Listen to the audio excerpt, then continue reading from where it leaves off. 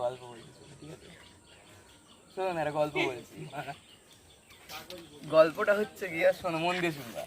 তুমি, সৌরভ আর জিদ্দা জঙ্গলে ঘুরতে গেছে একদিন, ঠিক আছে? ঘুরতে গেছে জঙ্গলে, ঘুরছো হঠাৎ করে না এরা সাঁওতাল গোষ্ঠীর লোক তোমাদের ধরে নিয়ে গেছে। ধরে নিয়ে যাওয়ার পর বলছে তোমাদের মেরে ফেলা হবে। এরা মনে ভয় এসছে যে না মেরে ফেলা হবে। তারপরে ওরা নিয়ে গিয়ে সর্দার বলছে 3 জনকে একটা কাজ দেবে, কাজ না করলে মেরে ফেলবে, আর কাজ করতে পারলে বেঁচেতে যাবে। তখন 3 জন ভাবছো যে না কাজ করতে, যদি না করতে পারি মরে যাবো, কাজটা করেই দেখি যদি বাঁচা যায়। তো তুমি, সৌরভ আর জিদ্দা ছিল, জিৎচন্দ্রদা। 3 জনকে কাজ দিয়েছে, 3 জন 3 রকমের ফল আনবা, মানে 3 জনের ফল 3টে আলাদা হবে, কিন্তু 10টা 10টা করে আনতে হবে।